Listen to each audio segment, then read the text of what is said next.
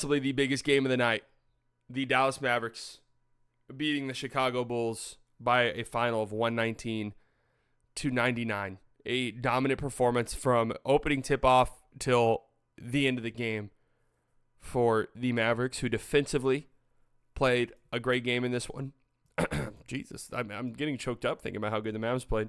They have the third best defensive rating in the NBA currently, trailing only the Oklahoma City Thunder and the Golden State Warriors. So a great start to the season defensively. The whole nation was watching this game. That is true.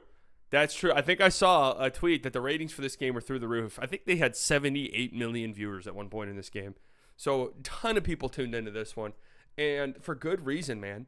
You know, you see this Mavericks team when they're clicking, how fun they can be. They're 5-3 now in the season.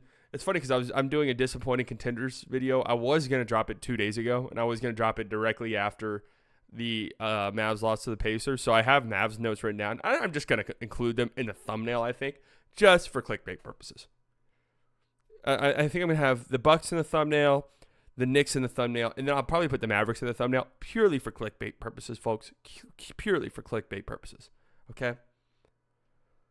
But the Mavs take care of business in this one. 27 points for Luka, as well as 7 rebounds, 13 assists, 4 steals, 8 of 19 from the field. He was a plus 35 in this game. This was Luka's best all-around game of the season, I think. Luka was in his playmaking bag from the beginning of this game. Took him, I want to say 3 or 4 minutes before he got a shot in this one, and it was a wide-open catch-and-shoot 3. So I do love that, getting guys involved, getting other guys involved, getting other guys into a rhythm to start the game.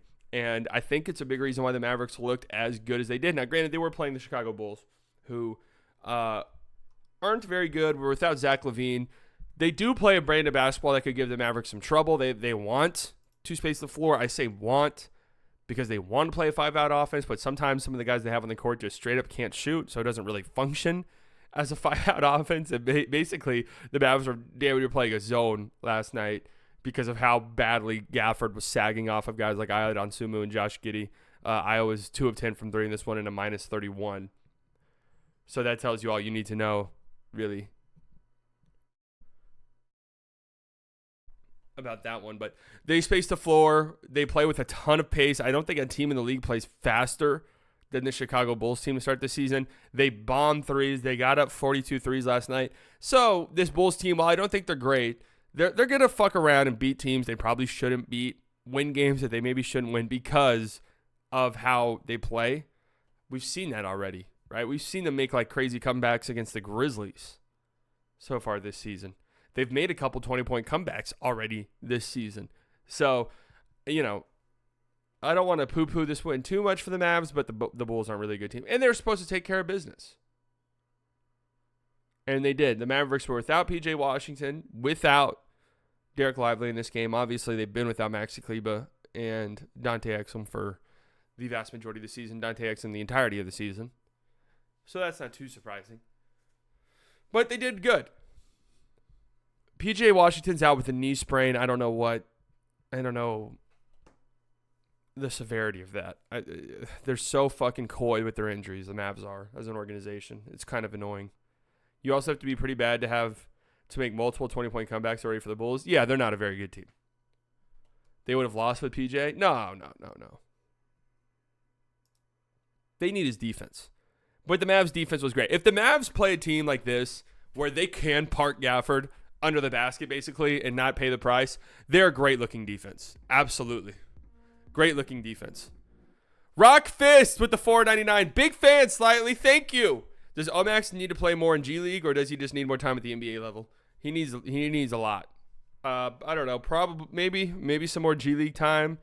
What is it? Year 2 for Omax? Yeah, probably some more G League time. I just don't think he's ready. He needs a miracle.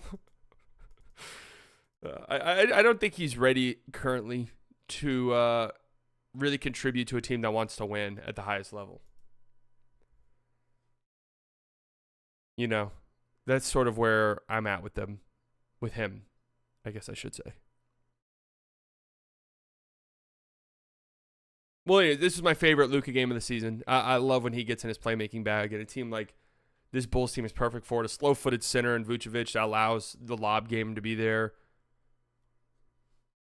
Sending help to Luka allows him to find open teammates. So Luka played great, plus 35. That's great for the advanced metrics. We're really gonna need this one at the end of the season, folks, when we're putting together a Luka Doncic MVP campaign. I'm spilling water all over the place.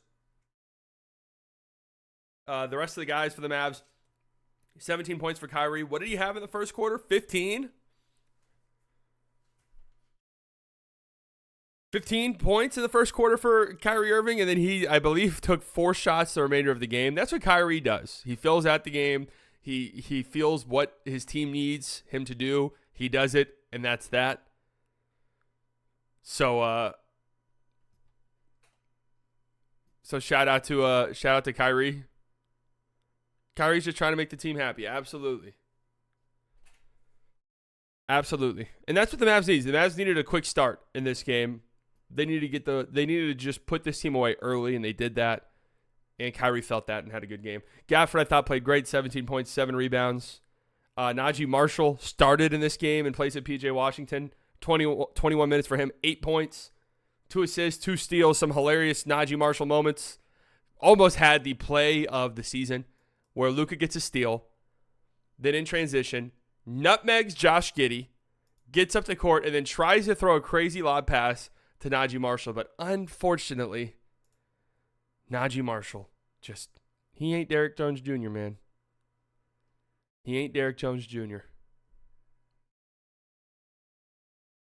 Mavs TV needs to take a new picture of Kyrie for the commercial breaks. He looks old as fuck in those pictures. Actually, Uncle Drew. I mean, that's just how Kyrie looks right now. His hair looks a little disheveled, too. That's part of it. It makes him look older and wiser. Clay with 13 points. They tried to get him going early in this game. You could tell. He played well. I mean, really everybody kind of played well who got on the floor. I like Dwight Powell's minutes when he was on the court. Look at him stuffing the stat sheet. 5 points for Dwight, 5 rebounds, 3 assists, 2 steals, and a block in 20 minutes. Oh, man, just stuffing the stat sheet. I mentioned this on Locked On, but Spence had 3 points, 1 of 8 shooting. But I actually kind of liked his minutes. I thought he was just a good connective playmaker. Just kind of kept the flow of the game moving. Quentin Grimes, I liked his minutes as well. I mean, hard to complain about a blowout win like this. If you are the Dallas Mavericks, hard to find things to complain about. And Chicago, man, that was a stinky ass game. What is there even to take away from a game like that? Do we actually go to the conference finals with Dwight Powell as our starting center? Yes. Now, to be fair, by the time that postseason started, Dwight Powell was technically the starting center, but he was playing like 4 minutes a game. They would literally start games with him and sub him out almost immediately. Buzelis was good. Yeah, Montas was pretty good off the bench. 13 points, 9 rebounds, 2 steals. Looked pretty good. Like, just the process looked good for him. Everything else was stinky for this Bulls team last night. Here's my takeaway of Chicago. Io and THT are so ass. Dotsumu's a good player. The 3-ball was not there last night. Hasn't really been there this season. And the Mavericks will make you pay for that. Absolutely. Especially if you're a non-big and you can't shoot, the Mavericks will make you pay. You'll have to prove to them that you can shoot. 5 threes a game so far this season for Io. He's up to 17% from 3. 17% from 3. Last year, he was 40% on 4 attempts a game. So, just got to find the shot. Going 2 of 10 in a game will not help you. But just got to find the shot. Kobe White only had 8 points. Yeah, that's why I had to preface it by saying non-shooting players who can't shoot who aren't bigs. Mavs did a good job on Kobe White. I mean, really, they did a good job on everybody. So, good win for the Mavericks.